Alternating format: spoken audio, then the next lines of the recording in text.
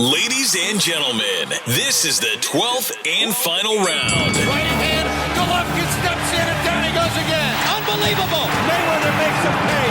What a rookie mistake. A sensational left hook by De La Hoya. It's fact. I'm the best. You know what I mean? Sometimes I don't want to believe it myself, but it's the truth. I'm the best. I'm going to show you how great I am. From Southern California, this is the Last Round Podcast. Welcome back to this week's episode of the Last Round Podcast. We have a guest of the week. He's been on a couple times. It's been a while since he's been on, but he recently moved back here to the West Coast, so he aligns a little bit better with our Pacific time zone. So I'm sure he's going to be on a lot more consistently here on the Last Round Podcast. He's been in the journalism game in the boxing media for numerous years now.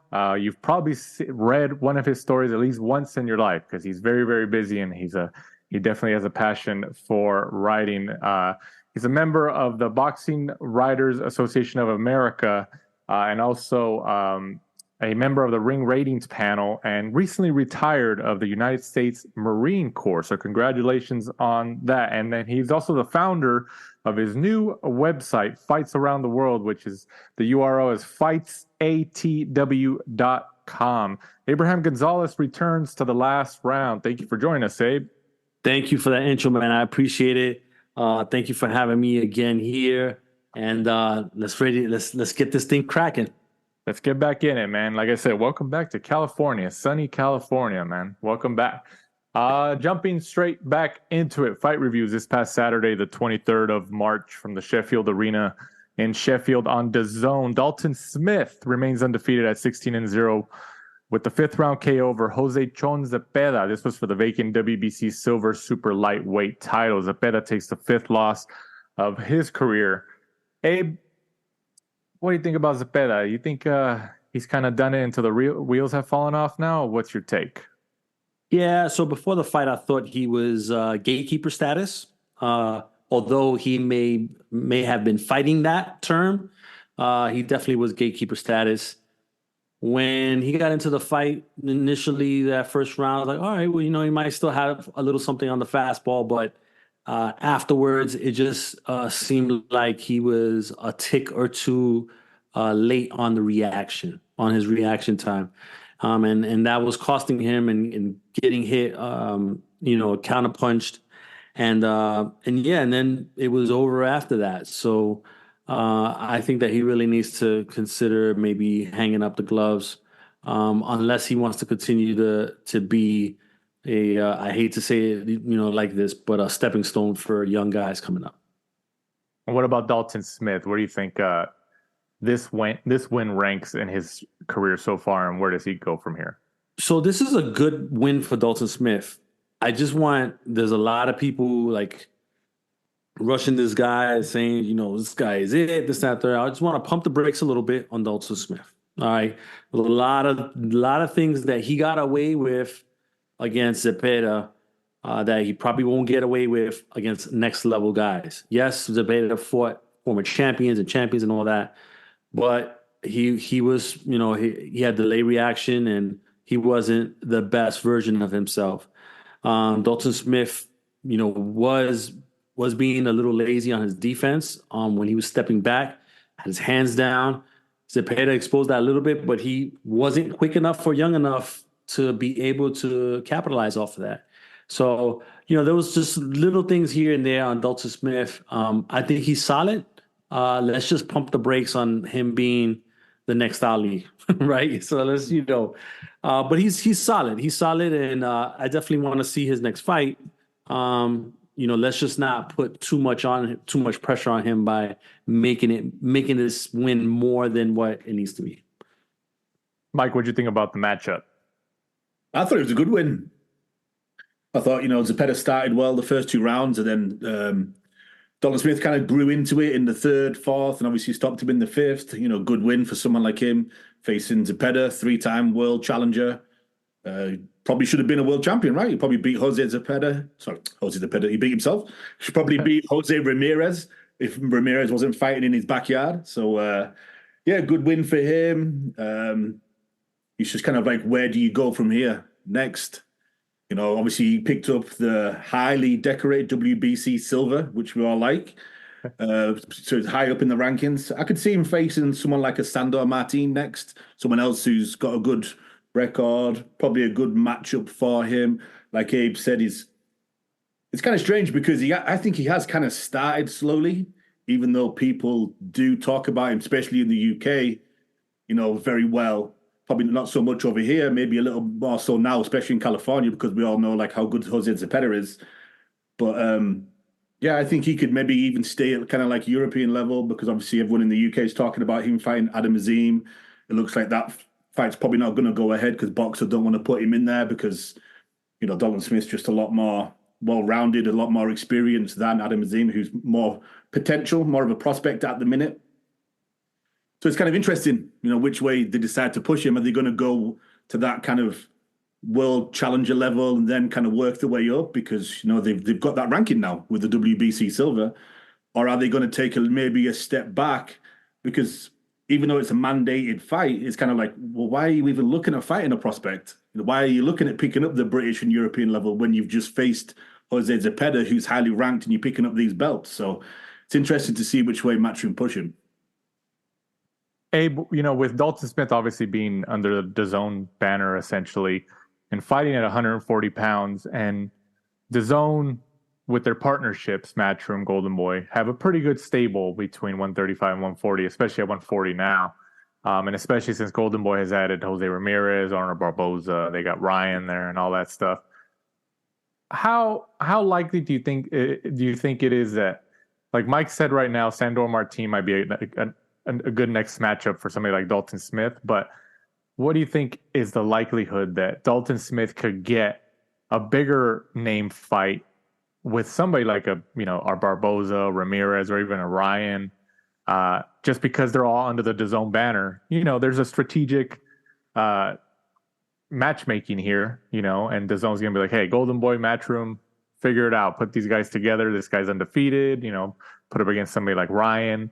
And if Ryan beats him, he beat an undefeated fighter, or Ramirez beats him, you know. What's your take on that?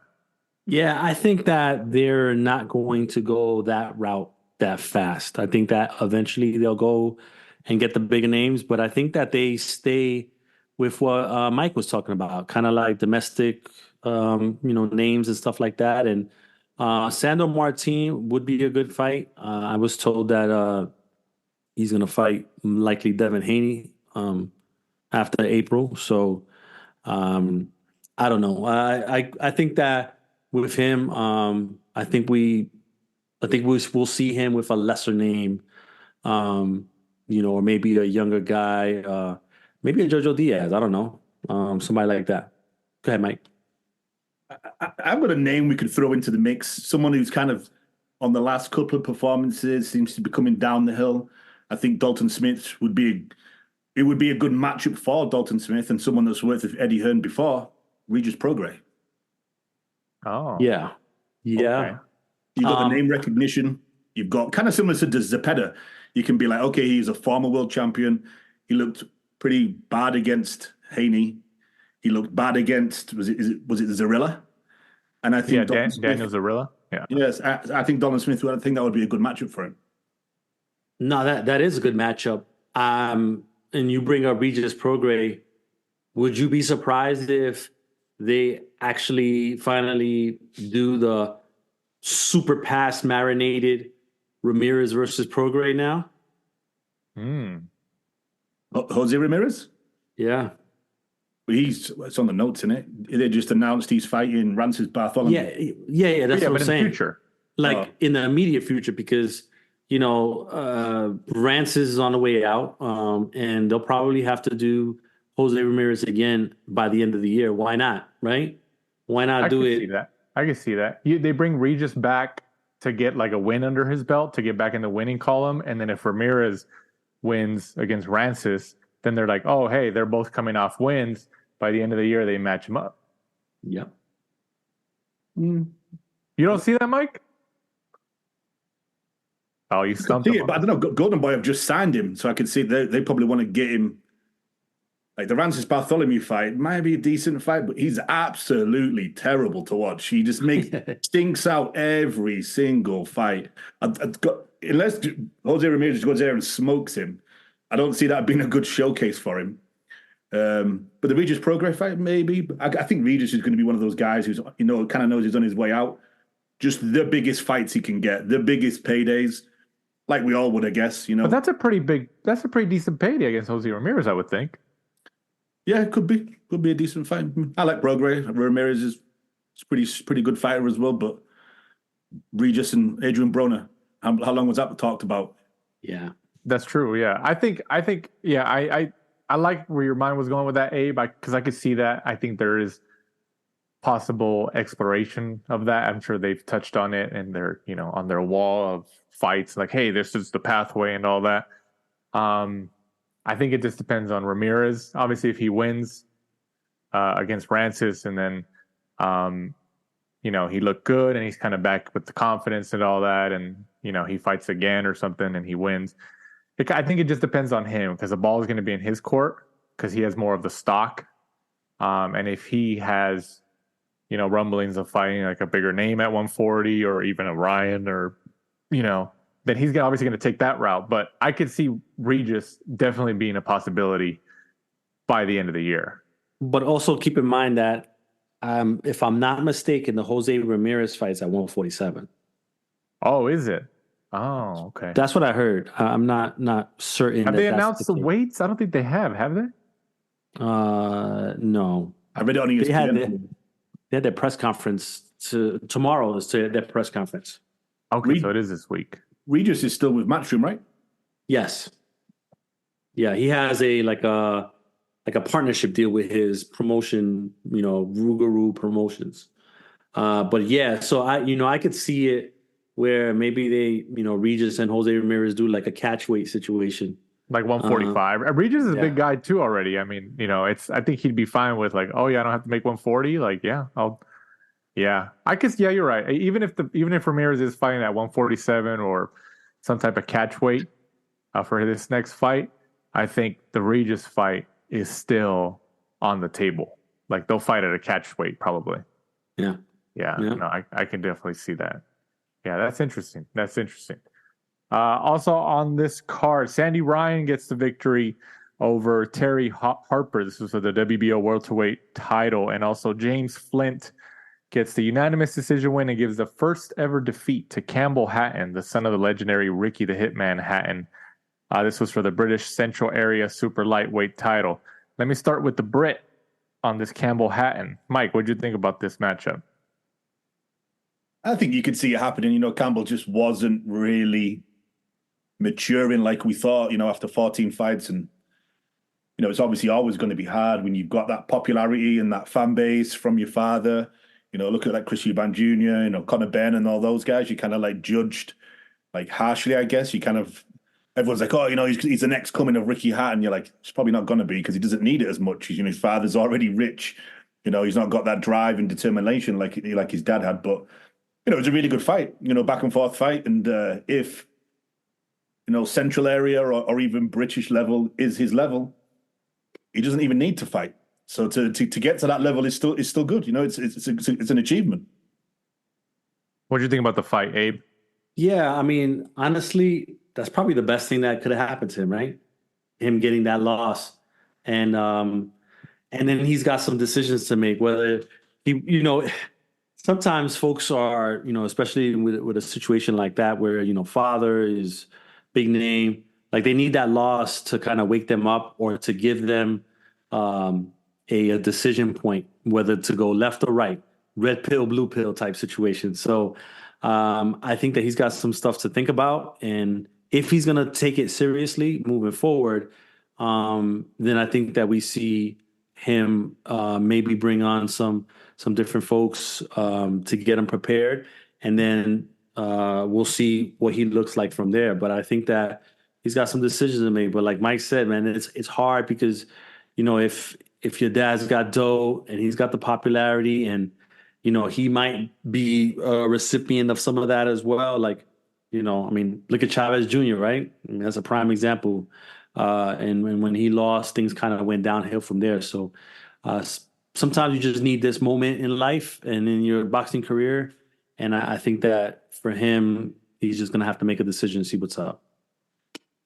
Hey, do you think that even, obviously there's some time left and Campbell Hatton is still a young guy, but, Mike touched on Chris Eubank Jr., obviously son of a legend. And then you got Conor Benn, not son of Nigel Benn, they've obviously found some success as being the son of, just like Chavez Jr. did, none of the three sons, at least to this point, and I think we can safely say that about Chavez Jr. for sure, have reached the level that the legendary status that their fathers reached, but they all have reached success, whether it's financial or some type of fan base success. They've all reached it. Does Campbell Hatton get to a similar level like those three sons? I think that whatever he does next is going to determine that. I don't want to say definitely no, because this might be the wake up call. This is where it all turns for him, right? So I'd say wait and see type of thing. See what he does next, see who he fights next, and kind of go from there. Maybe he's also content with just being almost like a club show favorite, right? The guy that is at headlines, club shows in a certain city and never really makes it to anywhere else, but they're content with being the man at that level and having the crowd that recognizes them all the time and being the man right there. Maybe he wants to do that and be that, and that's okay if he wants to do that. But I think that once we find out what he's going to do next, then it's going to be a wait and see for sure. What do you think, Mike? Well, I'll say it. Absolutely not. No, he's not going to become.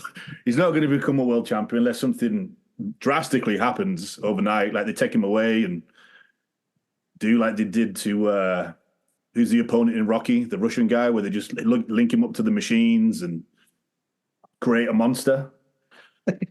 Yeah, no, I don't think so. He's not going to reach those levels if that's the question. Like, I don't see him being a world champion. I don't see him challenging at that sort of level. But like I said before, that's not a bad thing. Like if as long as you get every ounce of talent out of you, and if that talent is British level, then you've achieved something. He's achieved more than I have as a professional boxer, right? So but I'm just telling you, he's not going to reach his father's level. No, he's not going to be a world champion or anything like that. He's not even going to be like Conor Benn. I don't see him getting in there and facing big headlining fights at the O2 or fighting in Vegas or anything like that. But that's not that bad. Mike, is Chris Eubank Jr. and Conor Benn, are they still British level? No. Even though they skipped them, essentially, I don't think either of them won a British title, if I remember correctly. They just kind of skipped that level, same as like Anthony Yarde did, because obviously at the time, you'll get some really good British champions, and you kind of don't want to, you just skip that. You pick up all those international belts, silver belts, and then obviously get highly ranked, and then you just go for the big bucks, which is what they did. And that's why we've seen Conor Benn always fighting big names that are coming down. Chris Algieri getting linked to Keith Thurman, fighting a 45-year-old Manny Pacquiao, because if he gets in there with a killer, that's the payday's over for him and Eddie. And that's why he's done what he's done. Did none of them really win British titles? Not that I remember. I think Chris Eubank Jr. probably fought, I can't remember, so long ago, he fought Billy Joe Saunders. I don't know if that was for a British title, but, he lost that. And then I'm pretty sure they just skipped over to the highly decorated WBA International. So 10 years from now, does Campbell Hatton, is he still in the fight game? Is he still fighting? And in the 10 years following today, does he have any big financial fights, because of the name? What do you think, Abe? See, this is the thing, and I was listening to Mike, and I think he's giving the sanctioning body organizations a little too much credit when he starts talking about world championships, because, some of these divisions, we've seen it at certain points, didn't really take much to get a title. In certain instances, they got an interim, and then they became the full champion. and they weren't, the top of the best of the best. Look at the guy that Canelo beat for the WBA title, right? It was before Callum Smith. Adri Lyrium or something like that. Yildirim? Yildirim. Yeah, Yildirim. Was he really like a real champion? Right. So that's why I say never with, the sanctioning bodies, and you just never know. This guy might end up picking up a title along the way at some point. 10 years from now, he's probably not going to be nowhere near his father, but I wouldn't be surprised if he picked up a title. That's just the way the game is. Maybe the IBO title. Yeah, look at Chris Eubank Jr. He held that for a while, and he was like, "This is real." And then Anthony Joshua's carried it, and he says, like, "Yeah, it's a world title." So, they're just not in the big four, but there's been some, when you have somebody, especially like Anthony Joshua, who carries it, and he's like, "Yeah, it's a real title for me." Like, he carries it, and he pays the fee. I'm sure they love that. It's great publicity for them. Yeah, absolutely. Moving on to fight previews this upcoming Friday, the 29th of March, from the Desert Diamond Arena in Glendale, Arizona on ESPN+. Oscar Valdez returns to the ring, 31-2, as he goes up against Liam Wilson, 13-2. What do you think about this fight, Abe? This is the thing. I spoke to Oscar Valdez. I told him, I said, "Listen, you're 33 years old. You're considered an OG for lack of a better term, right? But because of that, and he's been in a lot of wars, like, you don't know. You step into that ring and at 33 and gone through the fights that he's gone through, and it could just be all over. Not in a sense of like he can't fight no more. It's just that, he could not have his stuff anymore. And that can happen. Is it going to happen on Friday night? I don't think so. But never say never when it comes to boxing. And with Liam Wilson, hey man, this is the same guy that put Navarrete down for that 20 count. Exactly. Right? And so you just never know. You never know with those fights. I don't think that he does it to Oscar Valdez this time because, there's obviously plans for bigger fights for him on the horizon. Maybe lining him up with O'Shaquie Foster at some point. So I don't think that this is the fight that sends Oscar Valdez into retirement. Abe, do you think Valdez, for top rank, do you think for the last, X amount of years, do you think he's one of their top ranks most like reliable fighters in terms of like, oh, okay, we can put Valdez to headline this card. He's going to come through. He's going to train, no funny business, no trouble outside the ring. Like, he's the guy that, if you look at their roster the last, X amount of years, he's the one they're like, okay, he's our reliable guy. He performs and he draws a decent crowd and he does what we need to do. Yeah, I agree with that. I think that, using a baseball reference, if you got a runner on scoring position and you need a single to drive a run in, you're going to put in a guy like Oscar Valdez, right? And so he does that. There's been high demand from what I'm hearing for those tickets to that fight on Friday. So it looks like it's going to be well attended. And so that's just a credit to not only him, but the ladies on the co-main. But yeah, Oscar Valdez, he's been reliable. He's been clutch for them. But, that time is running out soon. So, he's probably also pushing for this one last, opportunity to a title, because after that, I don't think that he gets any more. Mike, what do you think about the matchup? Pretty much agree with Abe, to be honest with you. It's going to be an interesting fight. I think, Valdez is kind of like to see how much he's got left after all of the wars that he had. And, Wilson's kind of like a strange character, really, because if we look at his record, a whole host of nobodies, gets in there with Navarrete, drops Navarrete, then gets dropped himself, then gets KO'd. So, yeah, you don't really know what you've got coming from him. He's a little bit of a surprise package. And it's kind of similar with Valdez, as long as if somebody gets in there and kind of wants to fight his kind of style that it's good, but it's when people start to move, that he kind of struggles to cut off the ring and stuff like that. So, and then he's like Abe kind of touched on as well. It's he's probably going to age pretty quickly in the ring just because he's the amount of wars he's been in over the time. So it's, in my opinion, it's really how much does Valdez have left? Because if there's 70% of him in there, I think he comes through Wilson, pretty handily. And one thing about Valdez, it's going to be good to watch. Right. And I want to make the other point is how much was taken out of him in the Navarrete fight. That's what we're gonna find out on Friday, because you never know. Like, maybe whatever that was left in him was taken out on that fight, and he comes in there. Wars. He's been in wars, and he comes in there a shell of what he used to be. You just don't know. Yeah. No. Yeah. I could agree with that. I mean, when you're talking about like getting the most out of your career as a professional fighter and emptying that gas tank, he's pretty much there. Like, he's getting the most out of it, and by the time he's done, you could probably likely say like he emptied that gas tank. He definitely did. Yeah. Just look at his last few fights: Navarrete, Adam Lopez, Shakur Stevenson, Robson Conceição, Miguel Berchel. Yeah, that's a that's a killer's row right there, man. That's what I'm saying. Like, that's why I brought up the notion that Top Rank like looks at him like he's the guy. Like, reliability, he trains, he's there's no drama with him, and he always comes to fight. He's had some losses, and he never, he's fight all these killers. He doesn't say like, oh, I don't want to fight these guys. We've never heard any bad stuff like that, and he takes these fights.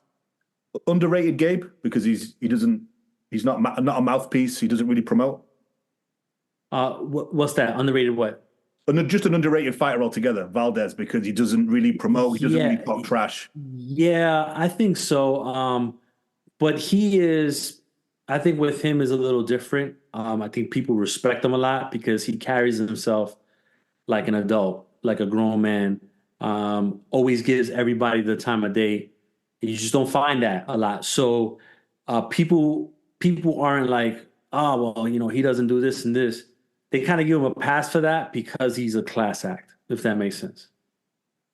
I also think when he switched a couple or years back, when he went to Canelo's team and has been training with Eddie Reynoso, I think that really gave him like a second boost of energy, being around that gym and being around, the best fighter in the world, who trains hard, and, you're going to work hard in that gym. Like, it elevates your game. So I think that's really kind of gave him an extra boost. Like you said, Abe, he's 33, but for all we know, he can still fight another 5 more years. I mean, when you're around other great talent, and arguably the greatest talent of our generation right now, and in that gym where they're very private and they do their own thing and they work hard and they have fun, but when it comes time, they go for it. It makes you want to do better. So I could see, I don't know. I mean, I could see that how you said that he's 33 and, he's kind of getting close to the end, but, just because of the nature of his personality and his work ethic, and because he's around Canelo and Eddie Reynoso and that whole gym, I could see him being like, no, I feel good. Like, I'm going to keep going, unless he suffers like a unfortunate knockout, which is life-threatening. Well, hopefully he doesn't. He's the type of guy he's a fighter, man. Like, he's just going to keep fighting, I would think. Now, he did admit to me that once his father tells him, hey, you're done, he said he's done. So that's something to kind of look out for on his performances, because he said the minute that he asked his father if he can continue, and his father says nope, hang him up, then he's going to hang him up. Yeah. That just shows you how much respect he has for his dad, man. That's huge. Mm-hmm. That's big, yeah. And I mean, like, I'm sure his dad's 10 times over proud of him. The pride he has. Like, I mean, he's at one point he was a multiple-time world champion, and he's made millions of dollars. He's done really well. Arguably fighting for the biggest promoter in the world on the biggest television network in the world, or at least in the United States for sure. I mean, I think any dad would be proud already, even if he told him to hang him up after this weekend. That's right. Yeah, absolutely, absolutely. So who are we taking, Abe? Who wins this fight?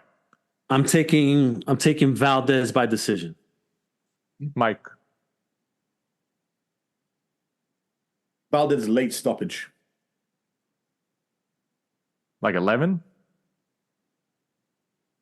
Yeah, it was late. Yeah. 10, 11, 12. I think I'm just gonna go against you guys and say Wilson. You know why? Because Mike, you made a good point. Like, the Navarrete fight, like he knocked him down, but then he got knocked down and then KO'd, and you kind of don't know what you're gonna get with the guy. He obviously has that in him, but I mean, yeah, you can never count out Valdez, but I don't know. I think once you said that, it made me think like, oh well, Wilson's just kind of got that that surprise in him. Like, oh, can he do it again? Like he's got to knock him out to get a draw though. He's from Australia. He's fighting Valdez on his home show in Arizona. No, right? Yeah, kind of putting a lot of Mexican fighters there for a reason, I guess. So he's gonna, yeah. They probably just drag his corpse off the floor and do the count, and Valdez still wins or something like that. Yeah. I mean, I think it's an intriguing fight, and it's a good matchup. So I'm a fan of the matchmaking that Top Rank did here. So I think it's a good matchup. And then also in the co-main event, probably the one that we're looking forward to the most. Obviously it's a good fight, but I think the surrounding circumstances around this fight, because it's like the former Golden Boy fighter who was like the main female fighter for their stable for so many years is now fighting the girl who essentially replaced her at Golden Boy when she left to the rival company. Like, it just adds to the mystique of the fight. Seniesa Estrada at 25-0 goes up against Yoka Valle at 30-2. This is for the undisputed minimum weight world championship. Abe, give us your take. What do you got? So this is my thing. I did enjoy the little segment on ESPN. I was a little disappointed at the press conference because for first, Yoka came in dressed as if, this is the biggest fight of her career in all business. And Seniesa came in dressed as if she just finished coming from the gym and didn't want to be bothered. Yeah. And I was like, okay, so it was like two drastically different looks, right? But then they didn't have, so everything was building up, the ESPN segment, them going back and forth social media, was all building up to this moment where they were going to finally be face to face, a couple inches away. And when it happened, nothing happened because there was zero trash talking, anything like that. Now, I felt like at that moment, I wrote about it, I said that a little bit of the volume or the heat came off of the fight because of that. I felt like at that moment, if they would have gone, neck and neck, and even if it wasn't no shoving, but if they would have just been talking back and forth, that would have really built it up even more. And they didn't. And I was like, oh, I felt like that was a missed opportunity. Fast forward, we're back at it. Senesa's like, yo, I only dream about being undisputed. Yoka Valle is running up the hills with the Rocky music in the background. So these girls want it. I spoke to Yoka at the Ryan press conference with Haney. She's super motivated. And initially coming into it, I thought it was going to be in a Estrada dominant performance, 10 rounds to 0 type of thing. But I'm getting the feeling that Yoka has looked at this fight as the biggest fight that she will ever be in.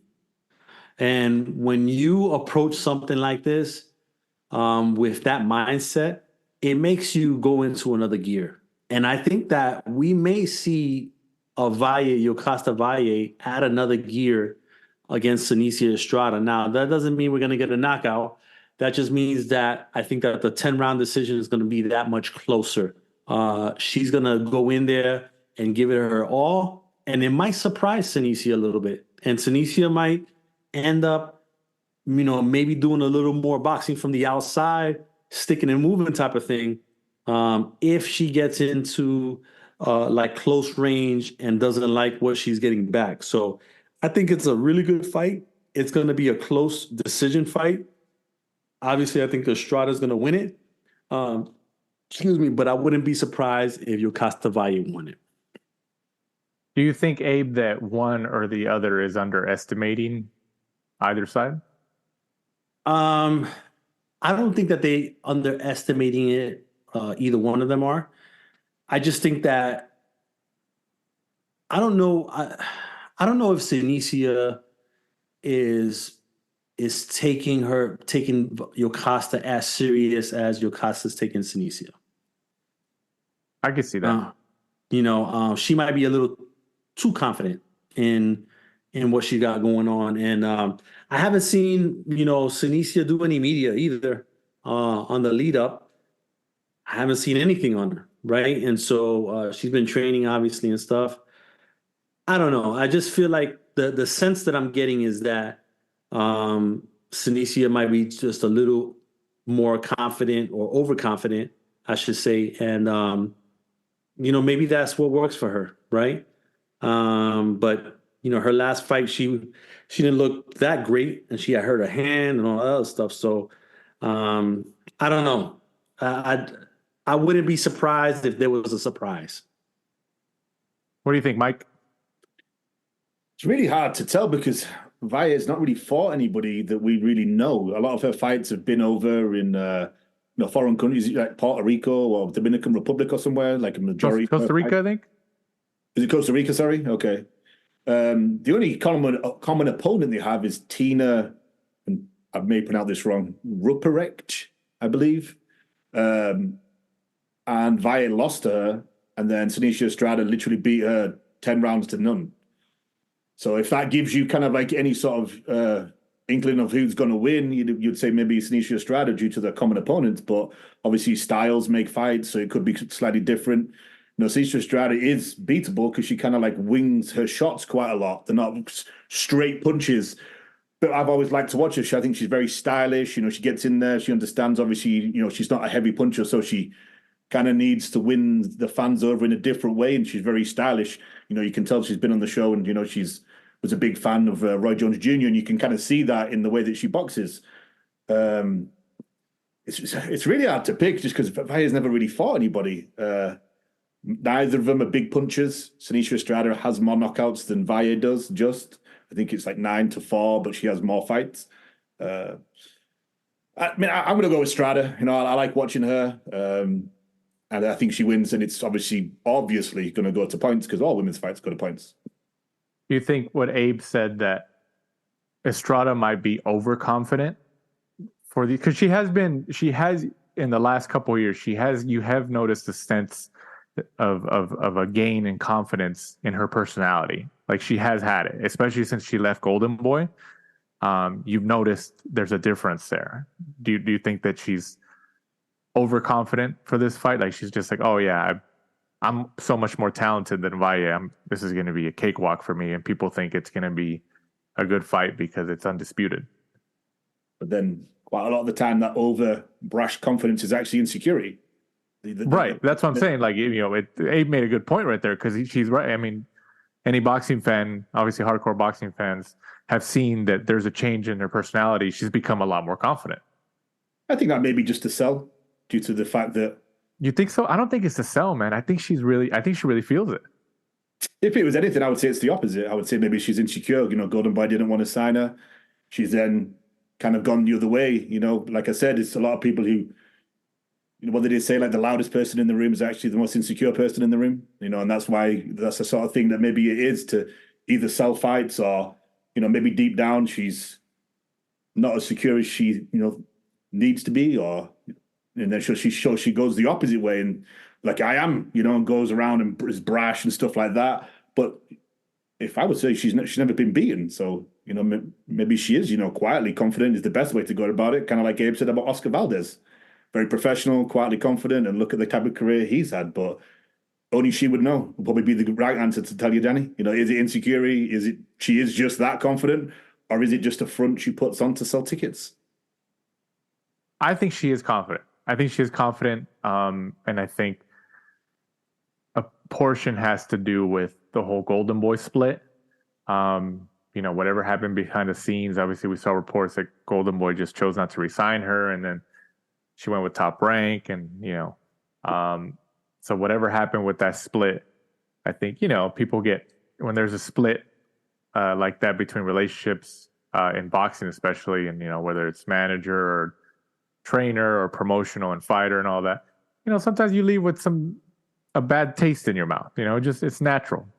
So maybe that's what it is. Like it's her having this new behavior that shows like, oh, look, Golden Boy, like this is what you missed. You should have resigned me, and this is why I'm so confident, because not only am I going to beat the girl who replaced me on your team, I'm going to beat you. That's what I think. I really think like she's really confident. I really believe it. I mean, what do you think, Abe? Yeah, I think there's something to be said about that, right? Like, I think that part of her is wanting to prove that, hey, you made the mistake,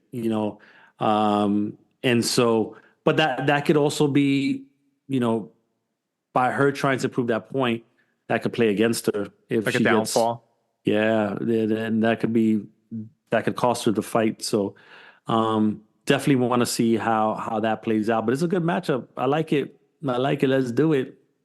Yeah. No. Yeah. I hope it lives up to the hype that it's surrounding it. Just because, like I said, like the surrounding story that's around it, the promotional companies kind of attached to it, and stuff like that. Did you pick, Danny? Did you pick? I think I agree with you. I think Estrada's going to take it. Yeah, I think she takes it by decision. I just feel like Estrada's fought the better competition, and I'm buying into her confidence, man. Like I'm buying into it. I know, Mike, you're kind of saying, oh, only she knows, and could be insecurities. I mean, you're right. I mean, if you want to be reasonable, you're right. Like we don't know. It could be that, but from the outside looking in, for me, I buy it, man. I think she's confident, and I think that she's going to go in there and do her thing. And like I said, like I repeat, that's also not just beating Valle, but it's a statement she wants to make against Golden Boy. So, yeah, one thing, I hope it works out. I hope it's a good matchup. One thing that I want to keep in mind and keep an eye out is her hand. Is she going to be confident throwing those punches with her hand early on? You know what I mean? Because even Canelo said it at the highest level, right? Canelo said that, I think it was against Ryder, where he was hesitant in throwing that punch with the hand that he had the surgery on the wrist or whatever. And, there's something to be said about that. Like people pay attention to that, and they're like, oh, am I going to, should I not throw it as hard and stuff like that? So that's something to look for. Something to look for to fight early on. For our listeners who aren't aware of the hand situation, Abe, could you kind of explain it? I think she broke her right hand, or broke a finger or something like that. And so after her last fight, which is why she was out a little bit longer than normal. And so this is the first fight after that, if I'm not mistaken. So it will be interesting to see how she uses it early on. She's hesitant. If she lands it, if she hurts it again, like all these things can happen, but best believe all those things are running through her mind too early on. That just adds another circumstance to this fight, man. Like we talked about everything else, and then throwing that there was a previous injury with obviously the weapons that you use, for lack of a better term, in fighting. You're right. You go in there and you're hesitant. It's natural to be hesitant, until you find like some type of rhythm. So is that going to come into play? I don't know. But yeah, I'm looking forward to this fight, man. I hope, I hope it lives up to some type of hype here, because there's a big story around this fight. And then obviously if Valle wins, it'll not only be huge for her and Golden Boy, but it'll be huge for a homecoming for her, because when she gets back to Costa Rica, I believe she's from Costa Rica. I fully believe they're going to throw her like a parade or something, because like the times that Golden Boy's done fights over there for her, those places look like they're sold out. So there's passionate fans there for her. So yeah, it'd be a big win for her and for her country. So yeah, it's definitely an intriguing fight to keep an eye on. Also, this upcoming Saturday, the 30th of March, from the YouTube Theater in Inglewood, California, on DAZN, for the WBA Super World Cruiserweight title, Arsen Goulamirian, I hope I said that right. I'm going to let Abe pronounce it in a second. 27-0, goes up against Gilberto Zurdo Ramirez, 45-1. I believe this is Ramirez's, I don't know if it's a debut at Cruiserweight or if it's a second fight at Cruiserweight. But Abe, what do you think about this matchup? So, there's a couple of different things going on. There's a few storylines here, right? This is Zurdo's first world title shot at Cruiserweight with Arsen. We'll just say Arsen G. Arsen G. With Arsen G, right? Did not fight in 2023. Fought only once in 2022. And so inactivity, is going to play a huge role in this one, I believe. Now, he did go up to Big Bear, train with Abel Sanchez. So, he's got that. But, I mean, what does Steve Kim always say? Activity kills. No, activity matters. Activity matters. Yeah. And so Ramirez has been just a little more active. And I think that him being active and his ability to still move around pretty well with that weight and box the way he does, I believe that he is going to come out victorious by decision. What do you think, Mike? Interesting fight. Goulamirian has that kind of record that, promoters and matchmakers look for. 27-0, 19 KOs for absolutely nobody that I know. Has only fought in Europe, mainly France and Belgium, for his entire career. But at the same time, sometimes those people shock you. Look at how many times that, Matchroom have decided to, strangely, time after time, pick these Mexican fighters that have good records that they think, oh, this is just kind of padded on these, Mexican shows. Was it Big Punch Arena? Or is that the one, Gabe? In Tijuana, TJ? Yeah, they've got these padded records, but then they go over there and they're beating, that's where we've got like Mauricio Lara from, Navarrete and all those guys, popped up on these shows. So I'm going to say that Gilberto Ramirez should really get through this fight because of Goulamirian's lack of experience and lack of, pedigree opponents, at the same time as well. But sometimes those guys come in there and they do shock you, out of nowhere. This is their Super Bowl. This is their World Cup final for different types of terms for different fans. So it should be interesting, but I would imagine Gilberto Ramirez should win. But Gilberto Ramirez is the sort of person to take his eye off the ball. How many times have we seen him come in looking fresh, looking flabby? He also had some, dead time when he was with Top Rank, when he was going through contract disputes and stuff like that, but he has been a little bit more active now. But I could see Gilberto kind of taking his eye off the ball because this guy's, he's getting in there like, I should beat this guy. I'm 45-1. Golden Boy would kind of pushing him to try to beat that 50-0. So even though I say that, I still think Ramirez, should win, and I think he probably stops him. Same sort of thing late on, round 9, round 10. I agree with Abe. Activity matters. Like you said, how Steve Kim always says, because it's true. I mean, it's true. If you want to kind of take into recent patterns, like with PBC fighters, the activity there when they've crossed the street, for lack of a better term, when they fought other fighters at other promotional companies, they've lost. I mean, that's just a fact. Like if you compare the wins, losses, the PBC guys, when they cross the street, have ended on the losing end. And I think it's the same thing for Arsen here. He fought once, 2023. I think you guys said that he didn't fight in 2022, I believe. No, he didn't fight last year. He only fought once the year before 2022. He didn't fight last year. So even worse. So he's coming off essentially a year, maybe a little bit more. And Ramirez, he's obviously been a little bit more active, and especially since he signed with Golden Boy, and then Abe, you said that he's training with Abel Sanchez? No, that's Arsen. Arsen is, yeah. Arsen is. So, I mean, I think that might be the only X factor here. In addition to, like, you know, that the boxing fans aren't really that aware of him because he's fought outside of the States and he's a world champion. You know, it's always the unknowns that sometimes you just don't know about. But there's also the factor that Abel Sanchez, he's obviously been a world championship class fighter. And I know we've all been up to the summit up there. Like, Abel Sanchez, he'll put you through the ringer, man. Like, you know, Andy Ruiz, I think, went up there for a little bit and didn't survive. And, you know, I think Abel Sanchez has said some stuff that, you know, he's like, oh, he's not really that good at training and all that stuff. You know, Sanchez won't hold back. You know, he'll put you through the ringer up there. So, yeah, there's that. But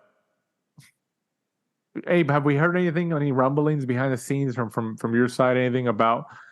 I would think not, but about Ramirez is making this weight cut. Is everything pretty much according to plan from what you've heard? Yeah, no, I don't think that he's had any issues with this. I mean, even though he goes up to like 215, I think, or 220, you know, outside of that, I haven't heard any issues with him making weight. I don't foresee that being an issue.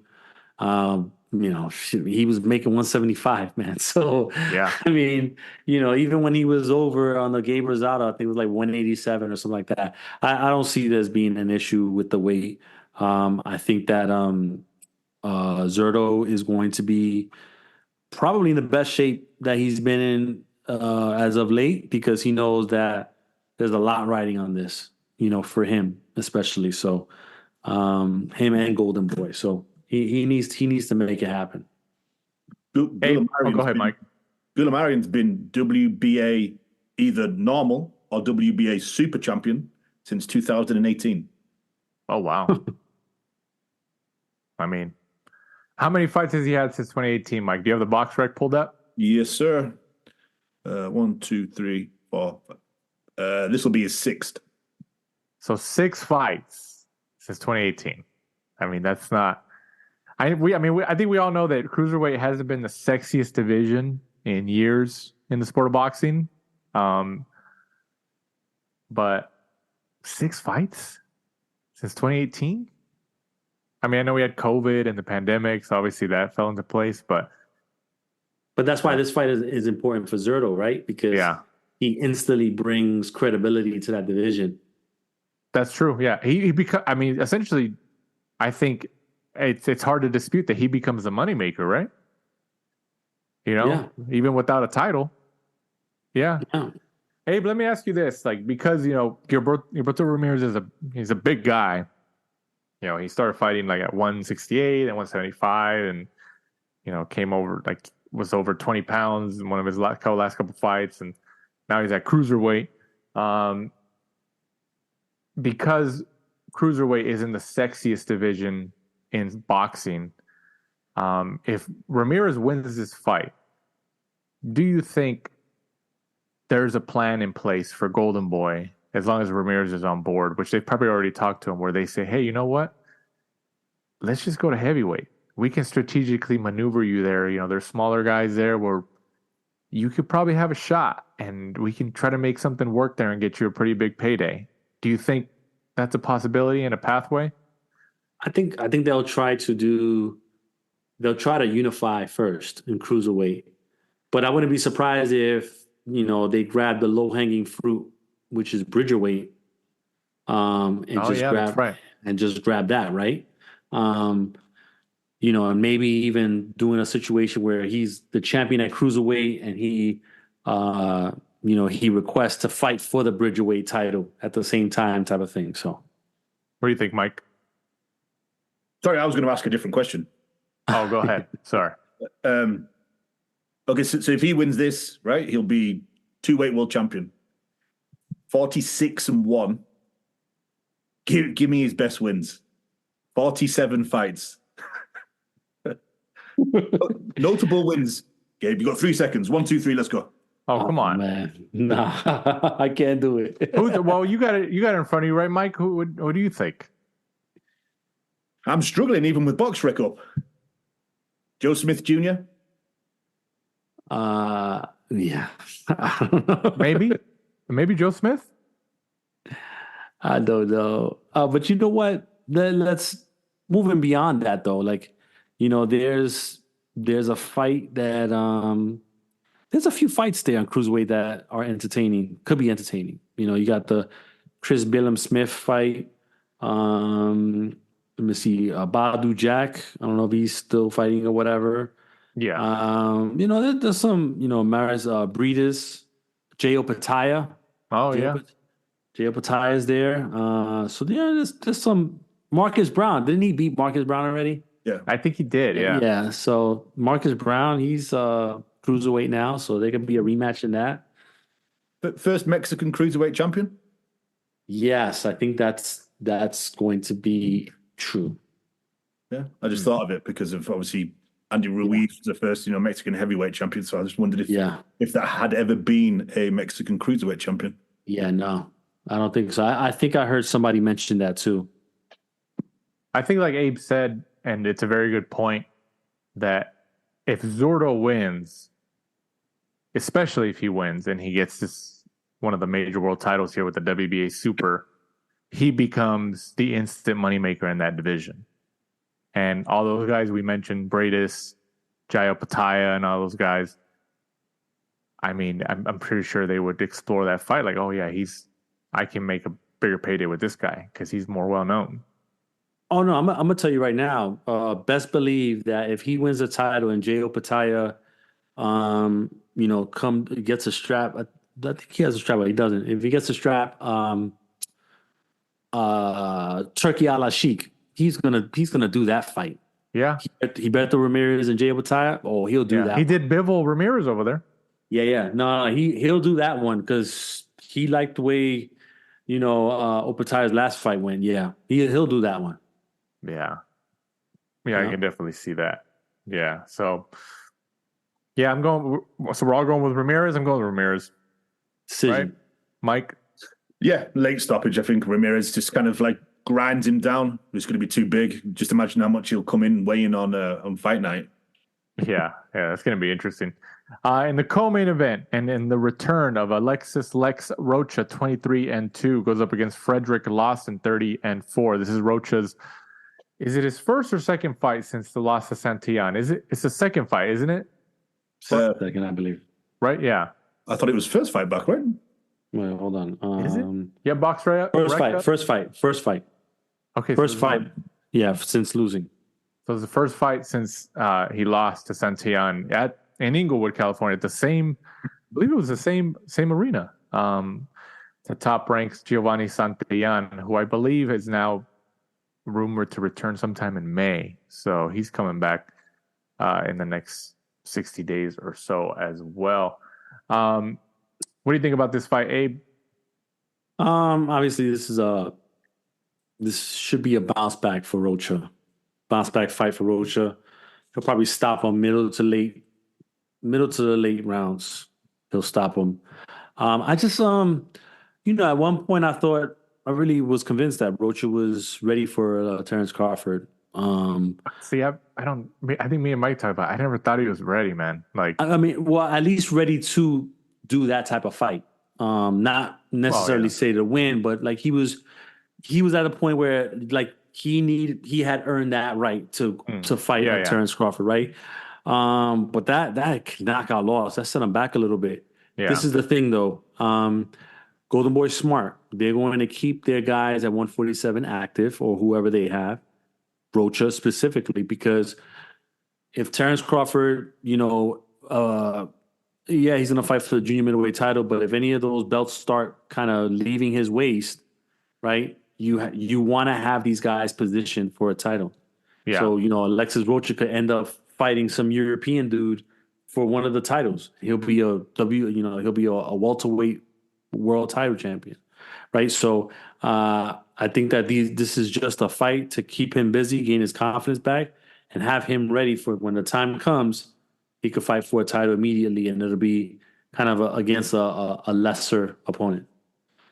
What do you think about the matchup, Mike? I think it's a good matchup for Lex.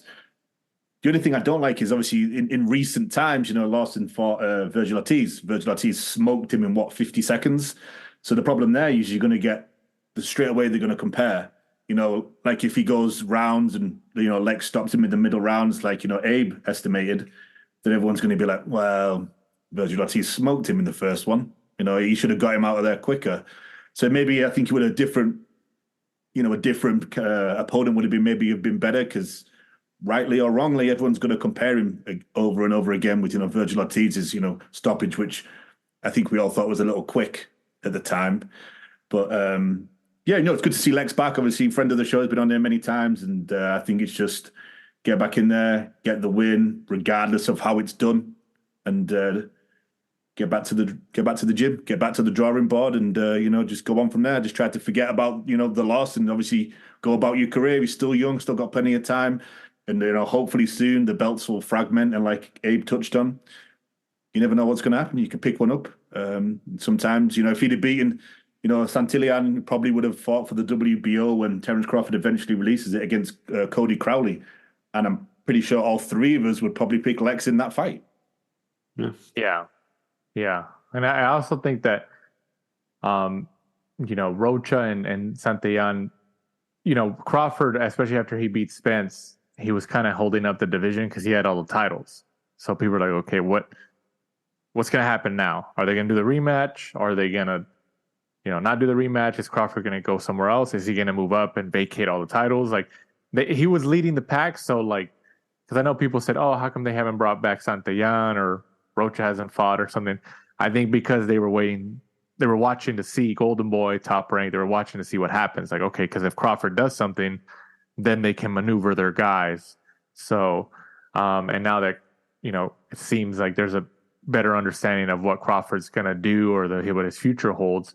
That's why they're both coming back kind of at the same time, within at least 60 days of each other. For Rocha, like Mike touched on, he's still a young guy. He's still got a ton of years left. We know that the loss he took against Santillan was obviously difficult. The tough fight, very, very tough fight. But you got Golden Boy got what? Jose Ramirez now, and then we talked about that. I think this next fight might be at 147. I'm sure in the future, obviously, if they can get Rocha or if they can get either or into the position to fight for a world title, obviously I think they're going to prioritize Rocha because he's been there longer. But either or, if they see an opportunity, they're going to take it. But I could see Golden Boy doing a Rocha Ramirez fight in the future, both under Golden Boy on the zone. And I'm a fan of that fight, man. I think they would produce fireworks, right? What do you think, Abe? Yeah, and that would be Ramirez's last fight. I can see that. Yeah. On the way out. That'd be the cash out. Yeah. Do you think he's that close to retirement, Abe? Yeah. He don't want to fight no more. He's trying to get as many big checks as he can, and then he can roll out. I think he needs to keep fighting with looking at his social media, the type of lifestyle he lives. Maybe. Yeah, but he could probably over there in the area that he doesn't live in Stockton area. Fresno, Stockton, yeah. Oh, Fresno, yeah. Somewhere in that area, yeah. Yeah, maybe he's not that expensive to live out there. Yeah, it's definitely a Lamborghini in California. Yeah.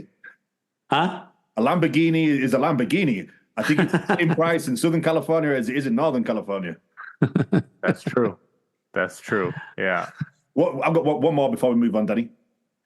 So, Abe, in your opinion, was it a bad idea for Golden Boy to put Lex in with Santillan? Oh, yeah. Yeah, and if you asked Robert Diaz, he'd tell you the same thing because I think he was bashing it. He was like, why would you even do that? Yeah. But I think he's also, in the advisory role and with fighters nowadays and maybe trying to get some more clients. But it wasn't the fight to do if you were trying to get him to stay busy in anticipation of a title fight. But I'm not putting you on the spot, but as fans, we always complain that the best don't fight the best. But then when they do, like that fight was, and obviously one of them loses, we then say, wow, well, they shouldn't have put him in with him. It was too early. I think the timing, his specific timing, because he was on the verge of a title shot. I don't know if that is the moment that you put him in with another best guy, because, there's always the potential of what happened. That's not to say that fight couldn't happen right after if he won a title, you know what I mean? Or that he could have fought him for a vacant title. That would have made sense too. But for him to fight him like an in-between, I probably would have not done that. Yeah, Robert Diaz, I'm sure you interviewed him around that time too, but he was on our show and he said that. He was like, I didn't like that fight at all. He's like, I was not in favor of Lex taking that fight. He said the same thing. He's like, he was positioned as, next in line for a title shot. He was like, it's a big payday for him. That's where you want to get your fighters to. Like, why are you going to risk it by fighting a guy who's kind of unknown, but is also kind of dangerous that of because he's still in the Southern California scene. So you've heard about him. I think that's reasonable, but I'm with Mike though, because we want to see the best fights. And like, if let's just say Lex would have won, it would have been a hard fight, but Lex would have won.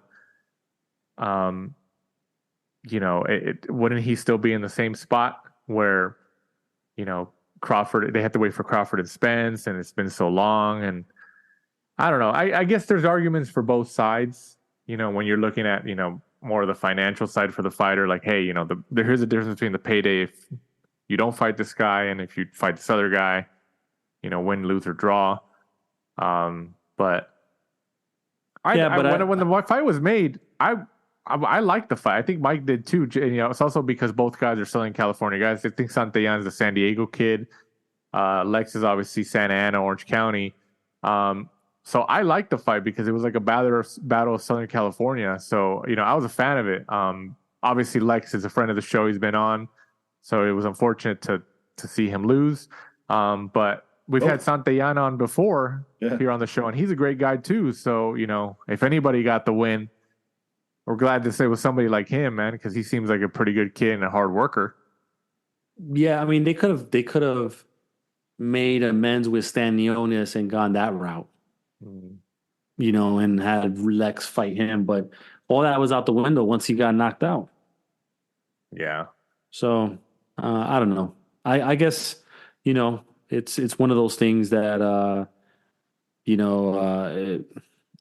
if you could do it all over again, right? But we're in the position now, and he just has to look forward, and then see what he can what he can get, once those belts start coming apart. Right. And then also this upcoming weekend from the T-Mobile Arena in Las Vegas, Nevada, the inaugural Amazon Prime pay-per-view for the vacant WBC and WBO super welterweight world titles. Tim Tszyu, 24-0, goes up against Tszyu-Fundora, 21-1.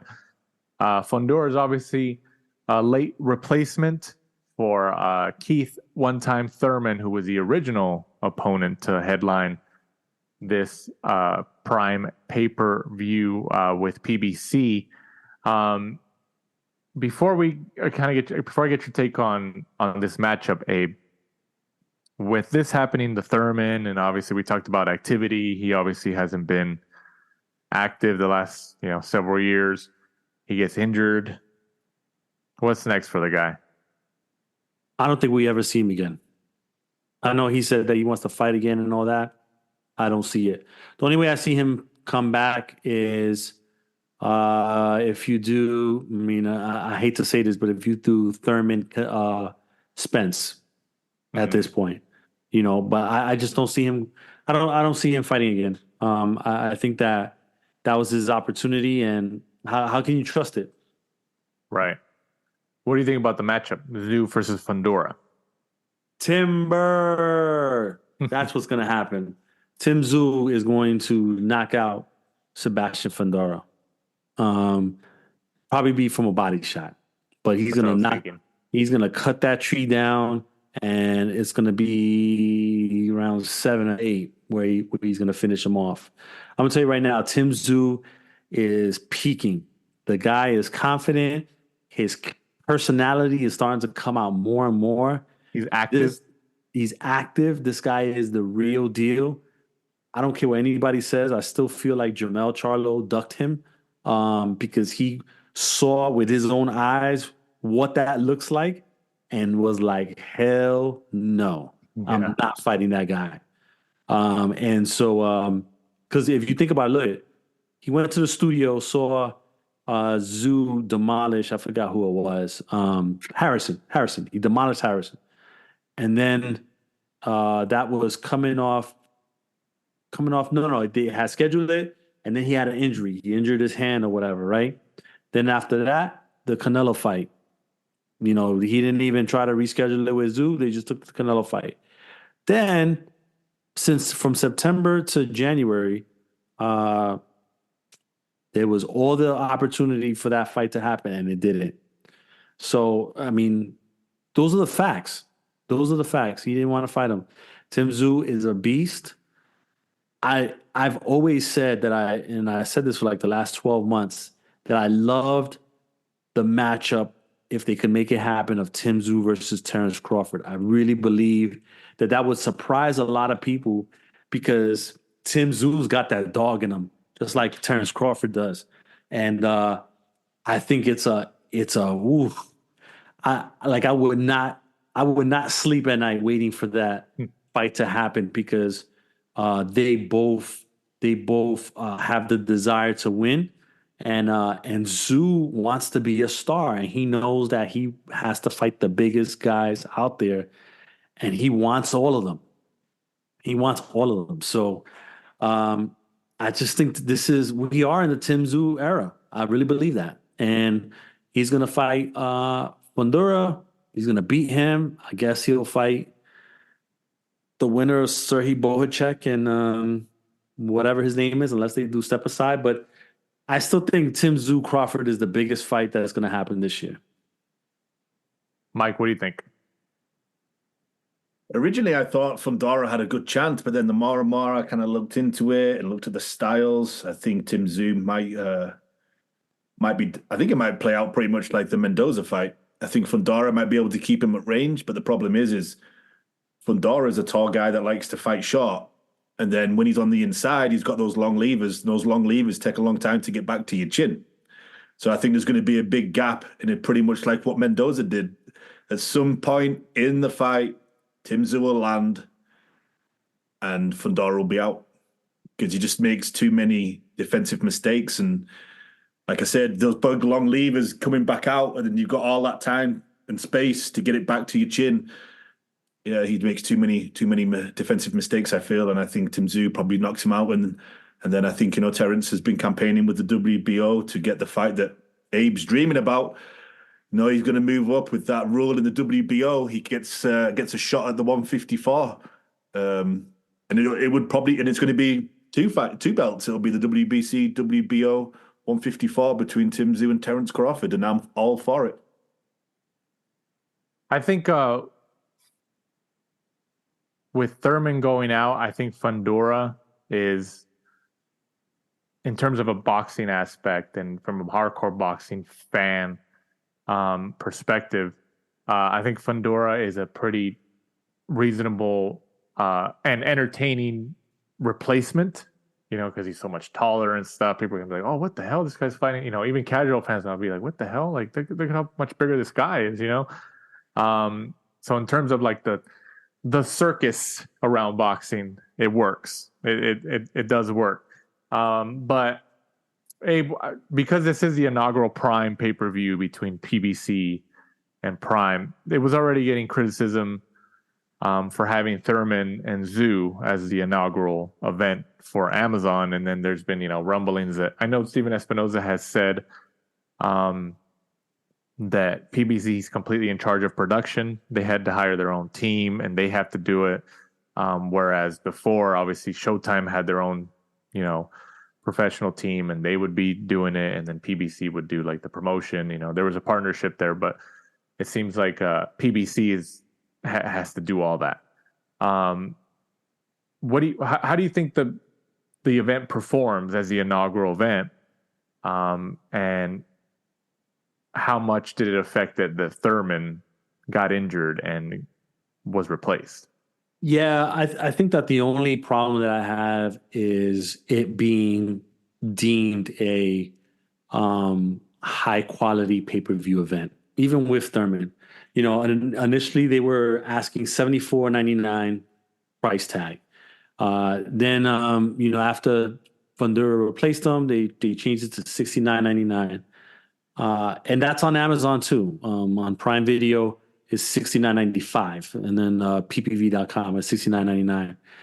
A lot of folks said this on X. They were like, "This is a premium fight that would have been like a Showtime boxing Saturday night type of card, not a pay-per-view." And regardless if Thurman is in there or not, I think that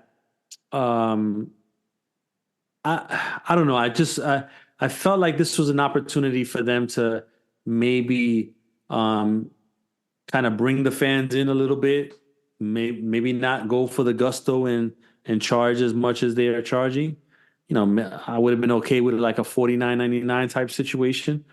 But instead it's business as usual. And so there's some folks that they're like, nah, I'm not paying $70 for Tszyu versus Fundora. I'm just not. And so it's going to be hard to say. I don't think it's going to be a smash. And maybe their thinking is that they don't intend for it to be a smash right off the start, that they want to put it out there, make their mistakes, and get it all ready so that when Canelo comes, then everything is firing on all cylinders.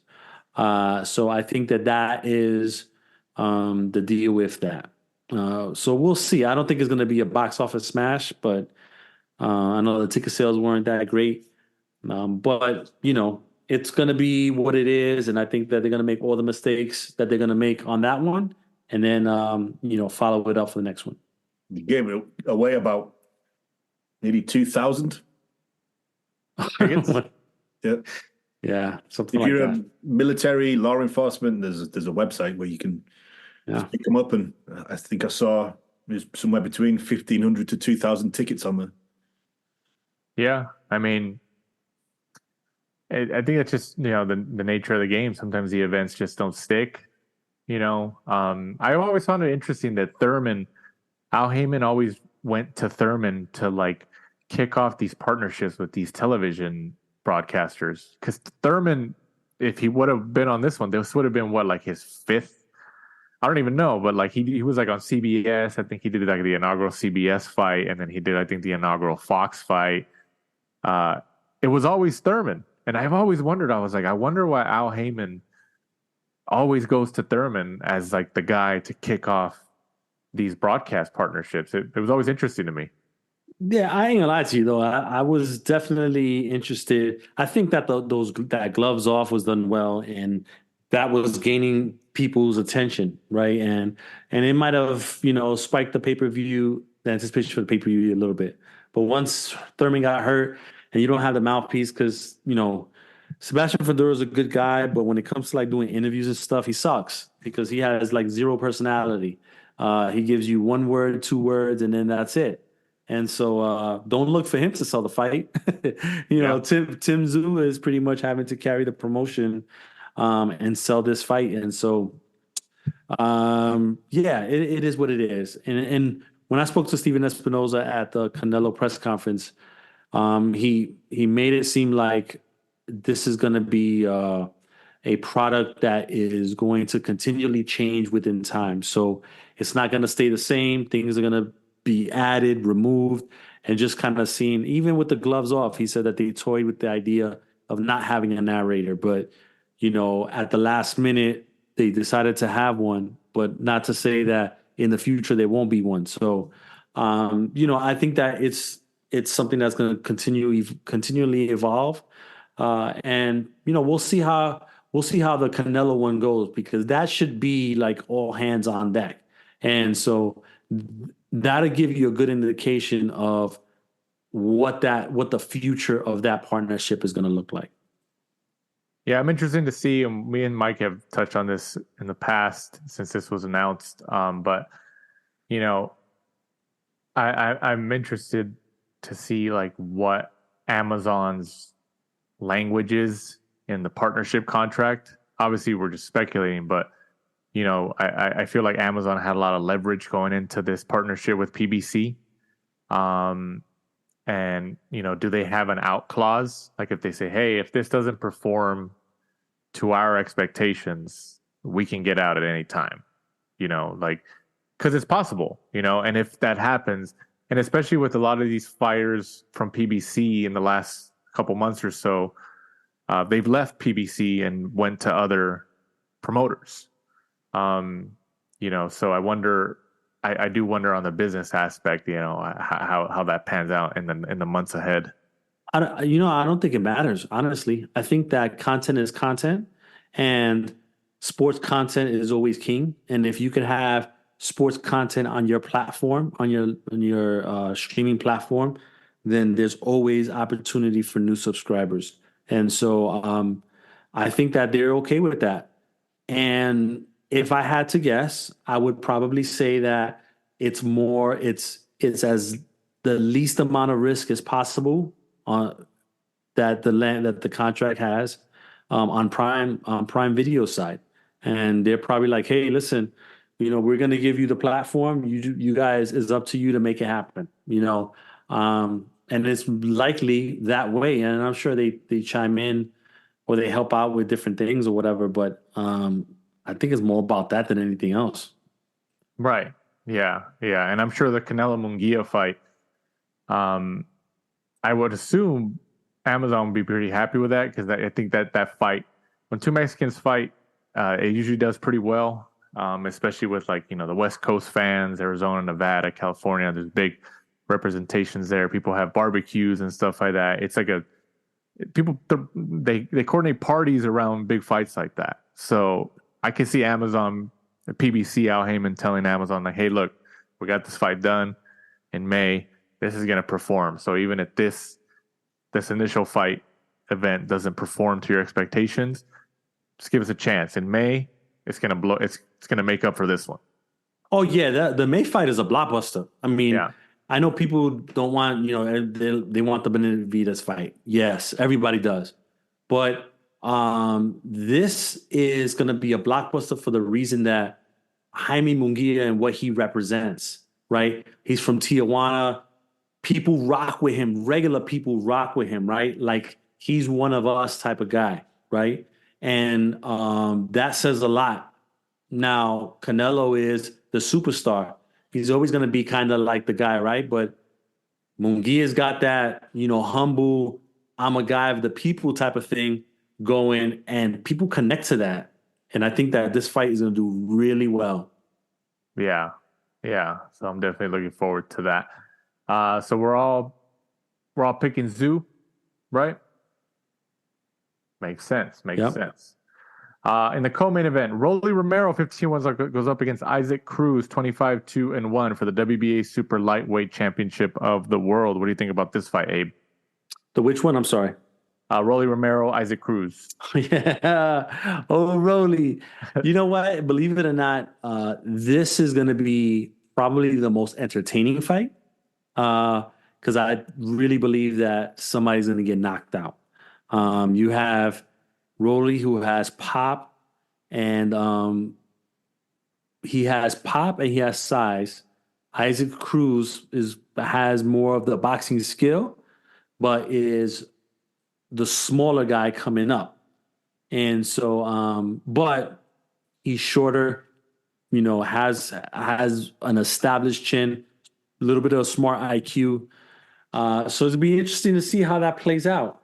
When Rolly hits Cruz in the head, you know, will he be able to take those shots? At the same time is, you know, in those moments where Rolly likes to kind of keep his hands down, is Isaac Cruz going to land something that's going to turn his lights out? I don't know, but I want to watch it. Yeah, absolutely. Mike, what do you think about the matchup? Good matchup. I think it could potentially be the day that we finally see Rolly lose. Again? I just don't think if Gervonta Davis couldn't knock out Isaac Cruz, can Rolly? Yeah, no, that's true. I mean, Cruz, you got to give it to him. I know he was like a replacement for the Davis fight, but like Cruz's defense on that night against Davis was on point, man. Like, he was blocking some big shots from Davis. So, yeah, I mean, I think I agree with Abe. I think this is going to be probably the most entertaining fight of the night, and it likely ends in a knockout. I think Rolly's just, his personality is just all over the place, and he thinks his confidence is obviously a lot higher, but Cruz just seems like, another quiet type who he comes to fight. But like Abe said, Rolly does have some pop. Even if Rolly knocks down Cruz, and doesn't KO him but knocks him down, that's something in and of itself. Because Davis couldn't even do that. And I know it's like you can compare and contrast, notable opponents and stuff like that. But yeah, I think this is a good fight, man. It's an entertaining fight. We got Rolly Romero as the mouthpiece. He in interviews. I don't know if you interview him, Abe, but like the guy's, he'll give you something. He'll give you a decent quote. So, yeah, I think I do wonder what would you think, Abe? Do you think PBC, in terms of like marketing and business wise, do you think they want Cruz to win or Romero to win? In behind the scenes. I would probably say Cruz so that they can do the Tank rematch at 140 for a title. Rolly Ryan. Yeah, or Rolly Ryan. Like, I mean, there's a lot of different things out there. I don't know. People, Isaac Cruz is another guy that people, for some odd reason, like heavily connected with him after that Tank fight. He just, or maybe he just feels like he's bigger than what he is. But people connected, people rock with him, and he's gone to his fights and folks is cheering him on. He gets a loud ovation, and it's like, okay, well, he might be the guy that they will want to ride on, but maybe not. Maybe it's Rolly. Maybe Rolly gets a big win here, and he fights he makes a ton of money for a unification fight. Maybe against Devin Haney. Yeah, I can see that. If Devin Haney wins, of course. Of course, yeah. He's the favorite, but he still has to win. Also on the card for the WBA middleweight championship, Erislandy Lara, the veteran, 29-3-3, goes up against Michael Zarafa. I mean, I feel like Lara's been around for years, man. Years. Like, Canelo's, I think, even said that Lara was one of his hardest fights he's ever had. I mean, I think even when he took that fight, people were just like, hey, you shouldn't take this fight. Like Lara was, especially during that time, he was just a slick guy. Yeah. I mean, does he still have it? Abe, what do you think? I have zero interest in this fight. I'm sorry. Like, I'm just not interested. I'm not interested in this fight. Lara, go fight Janibek. Go fight Jamal Charlo or whatever. Like, let's stop wasting time. Yeah. Also, Brian Mendoza, 22-3, goes up against Sergey Bohachuk, 23-1 for the WBC interim super welterweight title. What do you think about this matchup, Abe? Like that fight. I like it a lot. Bohachuk is a Tom Loeffler's guy, right? He is. He's a 360 Promotions guy. Got knocked out on Ring City, if you remember, a year or two ago or 2 years ago. I like this fight. I think this is going to be a bombs away type of fight as well. That doesn't see the final bell or doesn't hear the final bell. I think someone's going to get stopped. Mendoza has a little more of that championship experience, and I think that maybe he gets some. But sir, he is tough guy, likes to bang, can bang hard, and so yeah. That's a tough one for me to pick, but I think it's going to be a late stoppage regardless. What do you think, Mike? Good fight. Yeah, I don't think it'll go the distance. Two hard-hitting guys, and what a couple of years Brian Mendoza's had, really. Beating Rosario, getting in there with Fundora, then fighting Tim Tszyu, and now coming back on this card. So what a ride! What a ride he's had. It really is a 50-50. They've both got power. It's literally just who lands first. Gun to the head, I'm going to go Mendoza. Mendoza by stoppage. I think Bohachuk takes it, man. I think Bohachuk takes it. But you're right, though. It's one of those pick'em fights. Just like, oh, yeah, I can see why you picked that guy. Or I can see why you picked that guy. Yeah, so those are the funnest fights, man. Those are definitely the funnest fights. And also on the card, Julio Cesar Martinez, 20-3, goes up against Angelino Cordova for the WBC Flyweight Championship of the World. Like Abe, like we touched on, Martinez, is he going to make it to fight night? We know he's had troubles in the past, so we'll see. We're at the beginning of the week recording this episode, so by the time you listen to this, he might not even be the opponent. What do you think, Abe? What do you think about the matchup? Matchup is good. It's a solid matchup. I think JCM, Julio Cesar Martinez, has been given way too many passes. He needs to be fighting some bigger names. For some reason, I got a feeling that he doesn't make this fight. I don't know why, but I don't think something's going to come up and he's not going to make this fight. Just a gut feeling? Yeah. What do you think, Mike? Good matchup. I mean, I hope Martinez makes the fight. He's always fun to watch, and I think that's why, like Abe said, he kind of gets passes because it's not a super popular division. He has a very, very, very TV-friendly, fan-friendly style. Just comes forward, just covers up, comes forward. That, in brackets, stereotypical Mexican style that people talk about. And I hope he gets the win because I'd love to see him in there with Sonny Edwards. But I'm not too sure. Abe may be able to reveal. Is he with PBC now? How many fights has he got with PBC? Who's that? JCM? Yeah.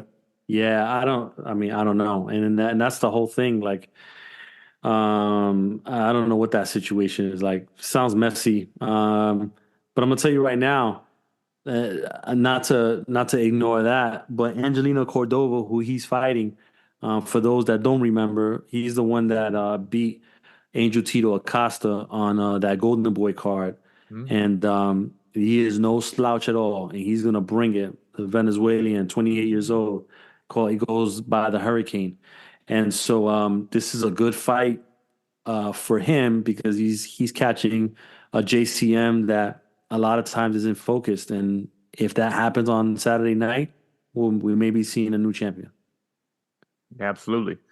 And then also there's a Sunday card in the UK at the O2 Arena in London. Fabio Wardley, 17-0, goes up against Fraser Clark, 8-0, for the British and Commonwealth Heavyweight Championship. Mike, you're the British expert. Give us your take on this. The real clash of different careers, I guess. You've got Fabio Wardley, who everyone always says came up through the unlicensed ranks, had several fights there, then turned pro. And I think he openly said, his dream was really just to be on, the undercard at the O2, maybe towards the end of his career, get a shot at the British title. And, look at him now, 17-0, fighting for the British and Commonwealth heavyweight titles, headlining at the O2, not just being on the undercard. So he's kind of already achieved what he thought, his talent may do. So, everything's a bonus. And then you look at Fraser Clark, he's been in there at Olympian, World Championships, a stellar amateur career, but hasn't as yet taken to the pro ranks, I don't think. And maybe he's just another one of those guys that just did one cycle too long, during the amateurs, and just can't kind of adjust to that slower pace, sitting down on your shots more, especially as a heavyweight, instead of those short, fast rounds where you just kind of pretty much just tip-tap, you're just kind of touching each other to score points. So it's going to be an interesting matchup, and I think I'm going to go Fabio. I think, Fraser Clark could be similar to some of Fabio's last fights where as soon as he kind of gets caught and he kind of gets under pressure, it kind of lights a fire under him. and he just kind of like goes for the win, and they just kind of manages to land one, and then he kind of back rocks them back, and then he jumps on them and manages to get them out of there. I think at times when he thinks too much, it doesn't work. But when he just goes on instinct and he kind of got that killer instinct, I think Fabio works better that way. And I think he could be down on the cards, but then Fabio just comes back and I think he stops him. As we round towards the finish line of this week's episode of the Last Round podcast to the news and notes section, Jose Ramirez, we touched on this earlier, but Jose Ramirez will make his Golden Boy Promotions debut on April 27th against Francis Bartholomew in Fresno, California. And Virgil Ortiz also returns as a co-feature as he meets Thomas Delorme. This is on DAZN. Thanks for supporting and listening to the show. Follow us at The Last Round 12 on social media. Rate, review, and subscribe. This is the Last Round Podcast. He had that momentum at one point until he was, kind of dealing with some medical issues. So hopefully he gets back in there. And, he's at 154. You got Terrence Crawford up there, Tim Tszyu. So Ortiz, it was kind of unfortunate that he moved up from 147 after, but now that 147 has kind of like all the guys who were such money makers there have kind of all either stopped fighting or unofficially retired. They've kind of moved up. Ortiz moving up, I think makes the most sense. I think the money makers are all going to 154 anyways, so it's interesting to see how that pans out. And then also a heavyweight clash between Deontay Wilder and Zhang is reportedly being finalized for June in Saudi Arabia, according to ESPN's Mike Coppinger. It's reported that the fight would take place on the undercard of Beterbiev versus Bivol.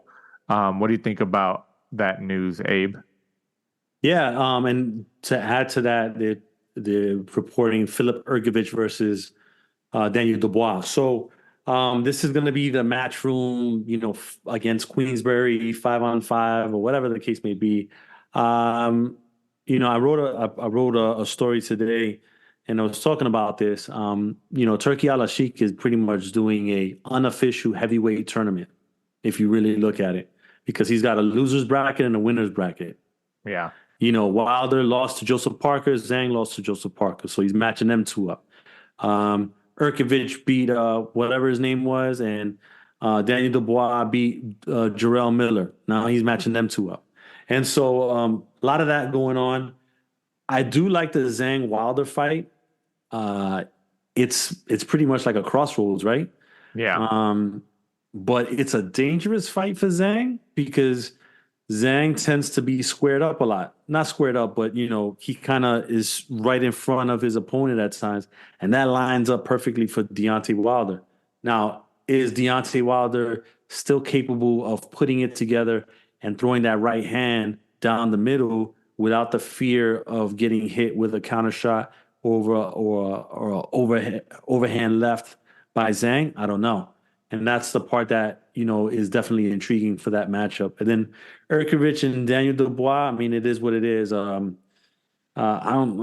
Dubois is corny to me. I don't know. He thinks he's funny, but, they'll probably make it for the IBF title. And then, if Dubois wins, then you make Dubois versus Anthony Joshua at Wembley, and it'll be the biggest thing out there, and I'm sure Mike can co-sign that. So, I guess we'll see what it is. Interesting. Saudi's going to do that card, and they're going to continue through the summer and through the fall and doing more cards. So it's going to be more Saturday afternoon boxing for us. Mike, what do you think about Wilder, Zhang, and the unofficial heavyweight tournament here? I think it's good.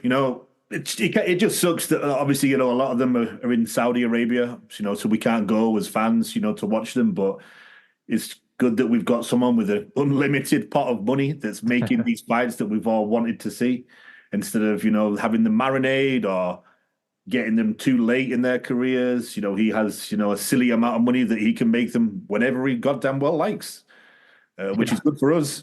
I did think that we may see Wilder in with Ngannou, just to give Ngannou a third payday. The Saudis obviously seem to like him, and then they had the selling point of the hardest hitter in boxing, the hardest hitter in MMA, blink and you miss it. So it was kind of surprising because everyone was talking about the Zhilei Zhang and Joe Parker fight had a rematch, and everyone was saying that Zhang was going to, activate that, and that was going to be the fight we'd see. So this kind of came out of nowhere. Good matchup. Abe kind of killed it, really. Zhang, very static. Wilder, big right down the middle. But also he's vulnerable as well. We've seen him dropped a few times, and his defense isn't great. His footwork isn't great. Against Parker, the entire fight wasn't great, apart from maybe the 12th round. So kind of another blink and you miss it type of fight. But we're getting to see all those fights that we wanted to see in Saudi, and it's going to be I think the main event, like you touched on that card, is probably the one we all want to see. Bivol and Beterbiev, two, great fighters, and that's for the undisputed. So looking forward to that card. Absolutely. Abe, obviously we once again appreciate you coming on here on the Last Round podcast. We know we touched on earlier at the beginning, but obviously you have a new website for some listeners who maybe aren't aware. You started your own website, Fights Around the World, fightsatw.com. Can you kind of give us an inside scoop on that website and what your plans are? Yeah, so I appreciate that. Fightsatw.com. So basically, Fights Around the World. It's a website that not only features boxing, but also features wrestling. So WWE, AEW, but also the indie stuff, the local indie stuff. TNA, New Japan is going to be some stuff that's going to feature there. Independent wrestlers that are making noise on the independent scene, but aren't on the major platform. So bringing their stories to light and continuing with the boxing coverage and doing, fun stuff for the big events, like having the celebrity predictions with actors and actresses and artists from different genres and stuff like that. So, just having a little bit of fun with it while also, having the features and the columns and predictions and some, the betting lines and all those type of things that come along with it. And for the wrestling too, because it is, believe it or not, even though it's scripted, there are betting lines for wrestling. There's a big audience. There's a big audience. So, yeah. And so I just want to capture all of that. And I've got a few established writers like Thomas Gerbasi that's doing wrestling stuff for me. I have on the boxing side, I have everywhere from Matt Aguilar to Colin Morrison to even Michael Woods jumps on there every once in a while, Jacob Rodriguez, a couple other guys. And then I have Mario Munguia doing recaps for me for WWE. Mario is a hell of a writer from Texas. So I just got a good group of people contributing, and I'm just trying to bring something a little bit different. If people don't know, the relationship between boxing and wrestling go back to like the 50s, where events used to be promoted together. Boxing and wrestling events used to be promoted together, and they used to be written in magazines, together. So I think Vince McMahon's first ever promotional event was a boxing fight under Titan Sports. I think that's true. So I think that's I forgot what fight it was, but that's very interesting because it's like he's obviously the biggest. He created this whole wrestling world and what it is today, and his first event was like a boxing fight.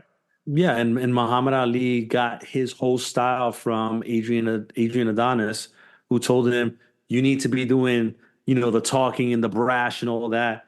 And that's how Ali developed that style. So, a lot of different things there. And so I just want to bring that out and just have some fun with it and get, both type of readers and consumers of content to check that out. Absolutely. And then where can we follow you, or where can the listeners follow you on social media, Abe?